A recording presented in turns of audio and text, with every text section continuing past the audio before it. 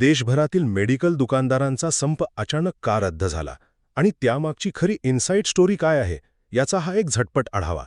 20 मे रोजी होणारा हा संप सरकारी आश्वासनांनंतर कसा फसला आणि त्यामुळे तुमच्या रोजच्या औषधांचा पुरवठा कसा सुरळीत राहणार आहे हे आपण थोडक्यात समजून घेऊया. तर पहिली गोष्ट म्हणजे या संपाची ठिणगी नेमकी पडली कुठे? ती पडली फार्मसीच्या म्हणजेच ऑनलाईन औषध दुकानांच्या सुळसुळाटातून. देशातल्या तब्बल 12 लाख किरकोळ विक्रेत्यांची संघटना असलेल्या AIOCDने या संपाची हाक दिली होती. कारण हे ऑनलाईन प्लॅटफॉर्म्स AIच्या मदतीने चक्क बनावट प्रिस्क्रिप्शन बनवतात आणि भारी सवलती देऊन छोट्या दुकानदारांचा व्यवसाय बुडवत आहेत. जसं मोठ्या कॉमर्सने गल्लीतल्या किराणा दुकानांना संकटात टाकलं तसाच प्रकार इथे सुरू आहे. पण इथे धोका मोठा आहे, कारण नियमन नसल्याने अँटीबायोटिक्सचा चुकीचा वापर होऊन थेट लोकांच्या आरोग्याशी खेळ होतोय.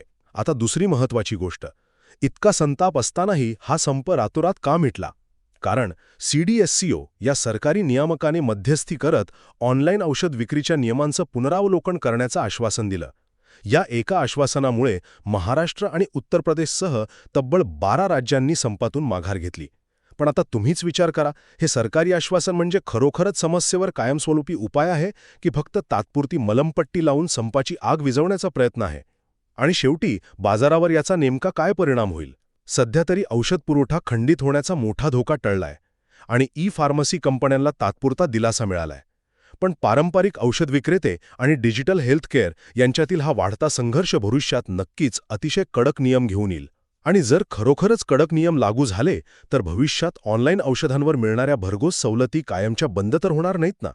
थोडक्यात सांगायचं तर सध्या तरी तुमच्या घराजवळची औषधांची दुकाने उघडी राहतील, पण पारंपरिक विक्रेते आणि ऑनलाईन कंपन्यांमधला हा लढा आपण औषधे कशी खरेदी करतो याचे नियम भविष्यात नक्कीच बदलून टाकेल. हा व्हिडिओ पाहिल्याबद्दल धन्यवाद. कृपया लाईक आणि शेअर करा आणि अशाच इंटरेस्टिंग व्हिडिओसाठी आमच्या YouTube चॅनलला नक्की भेट द्या.